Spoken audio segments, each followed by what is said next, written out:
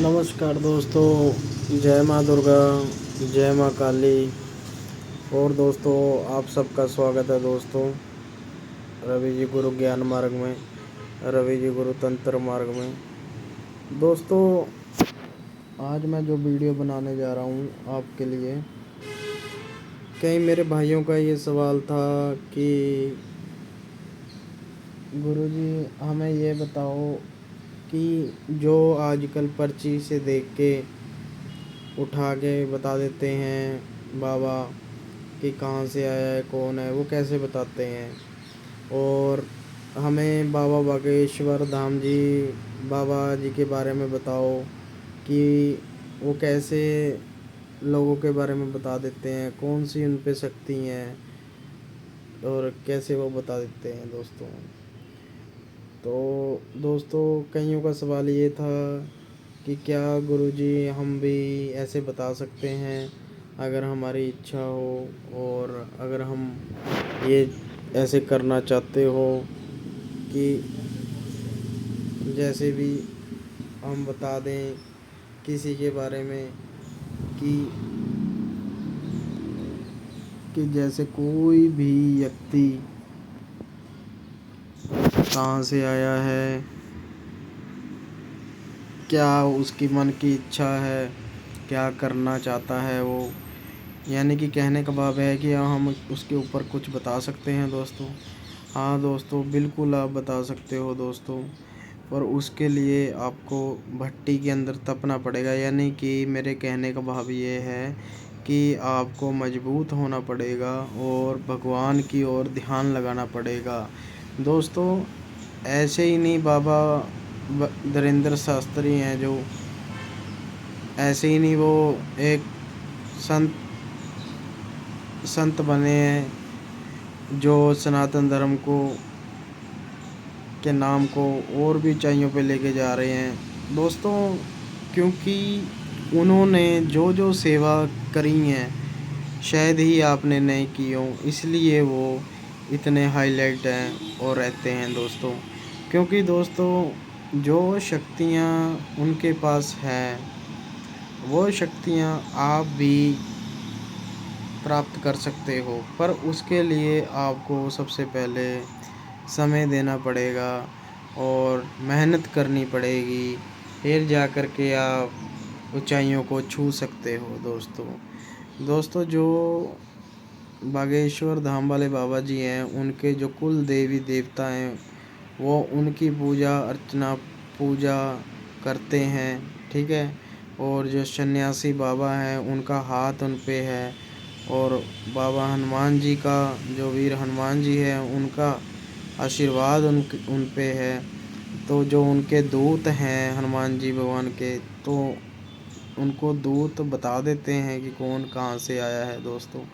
दोस्तों, इसी प्रकार से शक्तियाँ होती हैं जो इंसान का साथ देती हैं, पर इंसान में दिक्कत ये होती है कि इंसान पहचान नहीं पाता इतनी जल्दी। इंसान को पहचानने के लिए जो रास्ता दिखता है उस रास्ते पे वो जाता नहीं है, वो हमेशा शॉर्टकट की तलाश देखता है और शॉर्टकट में ही जाता है, और शॉर्टकट की तरफ जा कर के अपना भविष्य ख़राब कर लेता है दोस्तों। तो दोस्तों, मैं ये नहीं कहता कि शॉर्टकट बुरा है या अच्छा है, वो आपने डिसाइड करना है कि शॉर्टकट अच्छा है या बुरा है दोस्तों।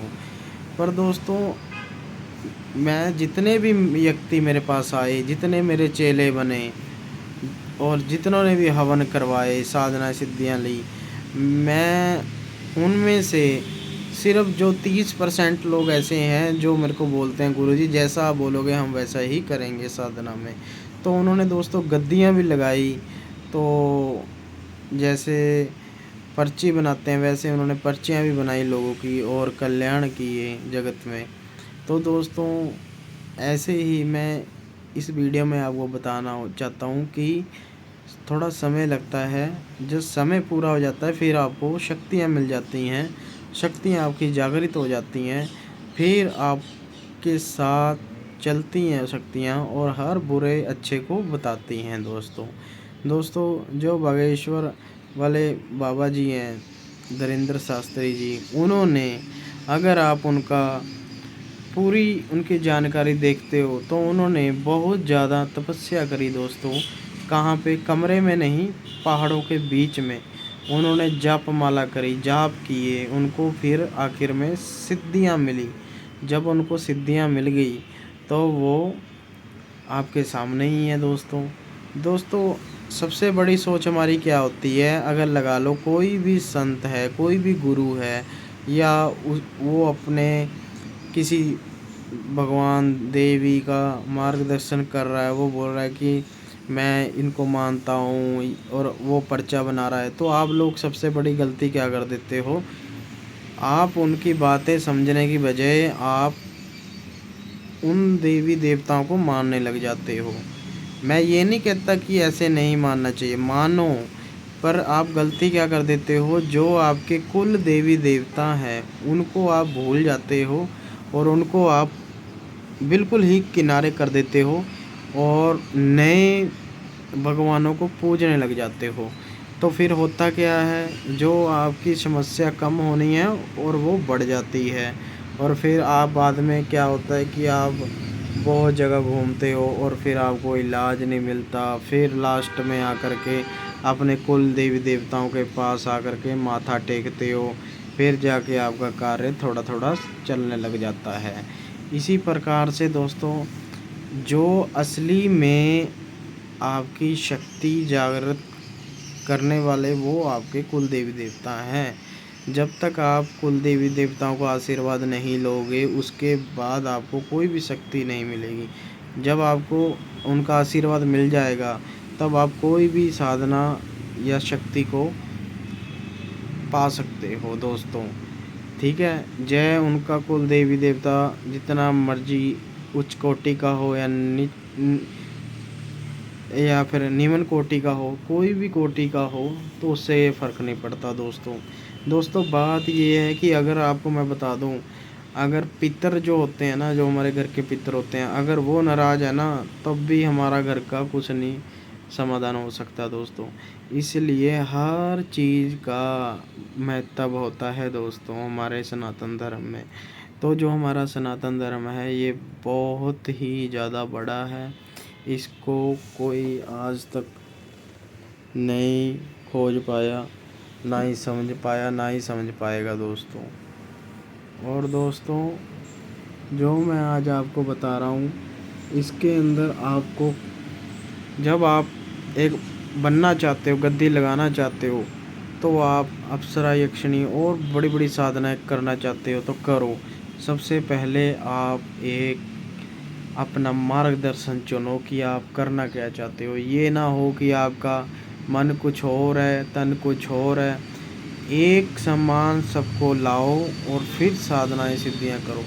दोस्तों देखो, मैं आपको बताता हूँ कि होता क्या है। जब आप नए नए होते हो या आपने कोई गुरु धारणा कर ली है, ज़रूरी नहीं है कि आप भक्तावल में आ चुके हो।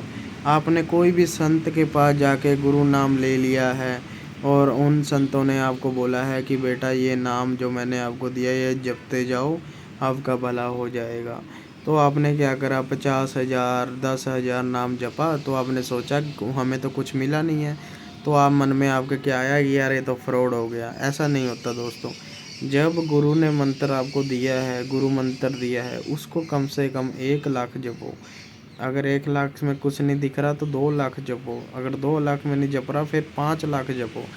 5 लाख में नहीं दिख रहा फिर 10 लाख जपो। 10 लाख में नहीं मिल रहा फिर 11 लाख जपो। फिर 11 लाख जपोगे फिर सब कुछ मिल जाएगा आपको। फिर 11 लाख में सब कुछ मिल जाएगा। कहने का मतलब होता है, जब तक आपने अपने गुरु पे भरोसा रखोगे फिर ही आपको कुछ मिलेगा, अन्यथा आपको कुछ भी नहीं मिलेगा। और जब आप अपने गुरु पे भरोसा नहीं रखोगे तो आपको कुछ भी नहीं मिलने वाला दोस्तों, जब आप भरोसा ही नहीं रखोगे अपने गुरु पे। और अगर आप ये चाहते हो कि मैं एक ऐसा गुरु बनूं कि जो मेरे इतने चेले हों, तो आप ज़रूर बन सकते हो। सबसे पहले आप अपने मन को आपको शांत करना पड़ेगा, एकाग्र करना पड़ेगा, तपना पड़ेगा। फिर तपने के बाद अपने आप को एक ऐसा बनाना पड़ेगा कि आपको कोई मोह माया का लालच नहीं है।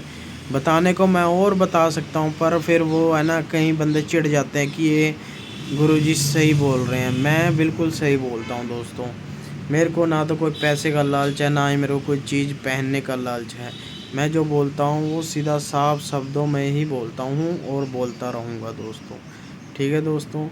और मैं तो ये चाहता हूँ कि हर व्यक्ति, हमारा सनातनी हिंदू भाई बहन साधनाएँ करें, ब्लैक मैजिक से छुटकारा पाएँ, कोई भी उनको प्रॉब्लम है उन चीज़ों से छुटकारा पाएँ और साधनाएँ करें। अपने पार्टनर के बारे में जानें, क्या वो हमारे लिए अच्छा है या बुरा है।